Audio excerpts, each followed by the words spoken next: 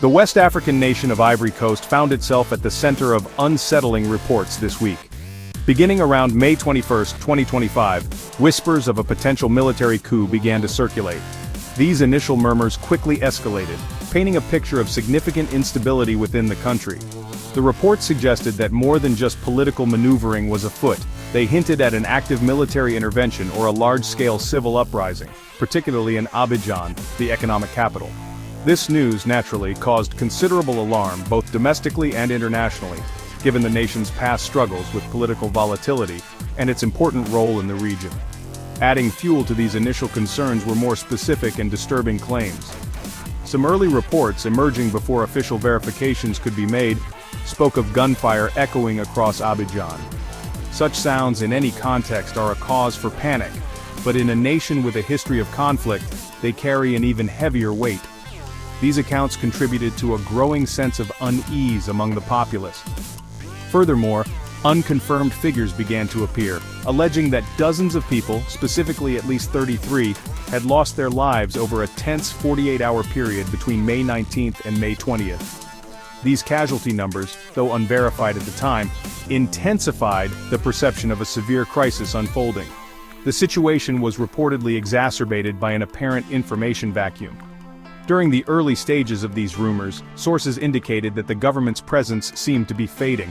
There was a noticeable lack of official statements or public appearances from President Alassane Ouattara. This silence from the top echelons of power was unusual and deeply concerning to many observers. Compounding this issue were claims that national broadcasts had been disrupted or were down. In times of uncertainty, citizens looked to official channels for guidance and information. Their reported absence only served to heighten anxiety and allow speculation to fill the void, making it difficult to discern fact from fiction. The backdrop to these alleged events, according to some narratives circulating, was widespread dissatisfaction. These reports attributed the supposed unrest to public discontent with President Ouattara's administration. Accusations leveled against the government included concerns about human rights abuses and rising poverty levels. Additionally, the administration's perceived close ties with French influence were cited as a point of contention for some.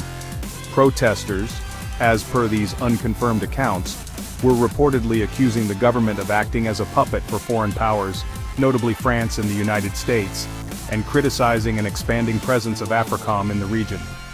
These elements painted a picture of deep-seated grievances fueling the alleged turmoil. The nascent rumors of a coup found fertile ground on social media platforms. These digital spaces became echo chambers, rapidly amplifying unverified information and accelerating its spread throughout Ivory Coast and beyond. Platforms such as X, formerly known as Twitter, and Facebook were central to this dissemination. Users shared and reshared posts, often without seeking corroboration, creating a snowball effect. The speed at which these claims traveled highlights the power and potential peril of social media in times of perceived crisis. It demonstrates how quickly a narrative, true or false, can take hold when official information is slow to emerge or is mistrusted by a segment of the population. The claims circulating online were dramatic and varied. Some posts alleged that President Alassane Ouattara had been killed. Others suggested he had been captured by military forces. A further set of rumors claimed he had fled the country entirely. Alongside these assertions about the president's status were declarations of a full-blown military takeover.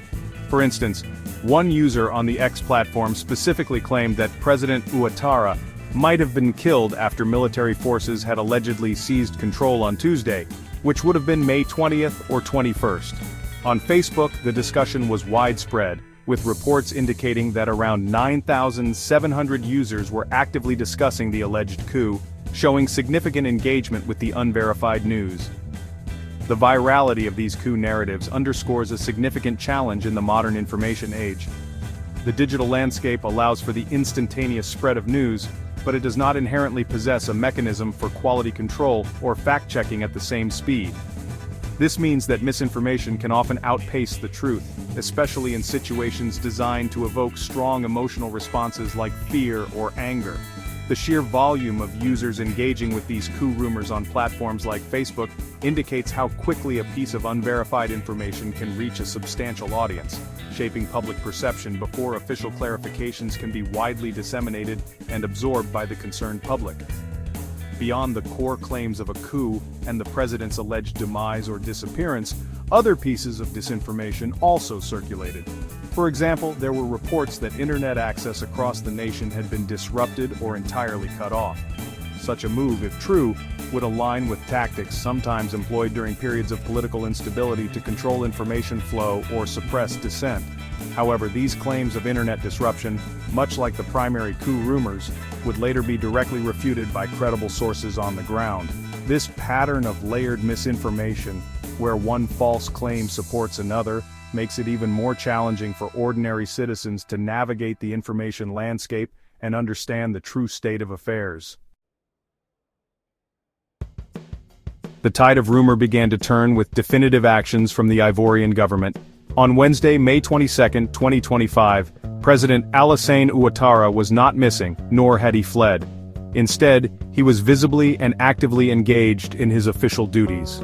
President Ouattara chaired a Council of Ministers meeting, a routine but significant event, held at the presidential palace in Abidjan. This public appearance was crucial. It provided a direct and undeniable contradiction to the swirling rumors of his death, capture, or absence from the country. The meeting proceeded as scheduled, signaling a return to, or continuation of, governmental normalcy. The Ivorian presidency did not let the president's appearance speak for itself entirely. They moved to formally confirm his activities and debunk the falsehoods. An official statement was released, accompanied by pictures from the Council of Ministers meeting. These images served as powerful visual evidence, reinforcing the message that the president was safe, in control, and conducting state affairs. This proactive communication from the presidency was a critical step in calming the anxieties that had been stoked by days of unverified claims. It aimed to reassure both the Ivorian people and the international community that the state's leadership was intact and functioning, directly countering the narrative of a successful coup. Journalists within Ivory Coast also played a vital role in dispelling the misinformation. Christelle Kouam, a respected journalist and a member of the Executive Council of the National Union of Journalists of Côte d'Ivoire, was among those who spoke out. She, along with other local journalists, actively debunked the coup reports. Kouam confirmed the country's stability and provided specific details about President Ouattara's recent public engagements.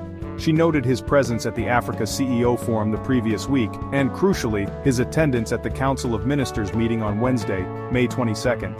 These first-hand accounts from media professionals on the ground provided an essential layer of verification. Further refuting the fabricated crisis, journalists like Christelle Kouam also tackled the claims of widespread internet disruption. They confirmed that internet access across the nation remained operational, contradicting the social media posts that had suggested a blackout. Separately, even before the presidency's definitive statement on May 22, there were earlier, albeit less publicized, dismissals of the coup narrative. For instance, an anonymous source from the ECOWAS parliament in Abuja, Nigeria, had already dismissed the coup rumors as fake news on Wednesday, May 21. While the Ivorian embassy in Abuja had not immediately reacted at that specific time, these early refutations from regional bodies began to sow doubt about the veracity of the alarming social media frenzy. Understanding the recent flurry of coup rumors in Ivory Coast requires a look at its political history. The nation is no stranger to periods of significant political volatility. It experienced a military coup in 1999, which marked a departure from its previous reputation for stability. More devastatingly, Ivory Coast endured two civil wars, the first from 2002 to 2007, and a second, shorter but intense conflict in 2010 to 2011 following disputed presidential elections, which resulted in over 3,000 deaths. Even more recently, in 2017, the country faced a series of military mutinies over pay and conditions, though these did not escalate to a full-blown coup. This historical backdrop means that any rumor of military unrest is often met with heightened concern. The situation in Ivory Coast cannot be viewed in isolation. The broader West African region has been grappling with a resurgence of political instability and military takeovers. In recent years, countries like Mali, Burkina Faso, Niger, and Guinea have all experienced coups, leading to a climate of uncertainty across the Sahel and its neighboring states. This regional context makes any rumor of a coup, even if false, more plausible in the public imagination. International observers and regional bodies like ECOWAS are therefore particularly sensitive to such reports, as they monitor for potential contagion effects or further erosion of democratic governance in an already challenged part of the continent. Looking ahead, Ivory Coast is navigating towards significant national and international engagements. The country is preparing for a presidential election scheduled for October 2025. Elections in Ivory Coast have, in the past, been flashpoints for tension, so the lead-up period is typically observed with keen interest. Any perceived instability could have implications for this democratic process. Furthermore, in the immediate future, Côte d'Ivoire is set to host the African Development Bank's annual meetings, expected to commence next week, from the week of May 26, 2025. These meetings are a major event, during which a new president for the bank will be elected, drawing international attention and financial leaders to Abidjan. The swift debunking of the coup rumors was therefore critical, not only for domestic peace, but also for maintaining international confidence ahead of these key events. The incident serves as a stark reminder of the potent combination of historical anxieties, regional trends, and the power of social media to rapidly disseminate unverified information. While the immediate crisis of misinformation appears to have been managed with President Ouattara's public appearance and official confirmations of stability, it underscores the ongoing need for vigilance, transparent communication from authorities and media literacy among the public to navigate the complexities of the modern information environment, especially in regions with a history of political fragility.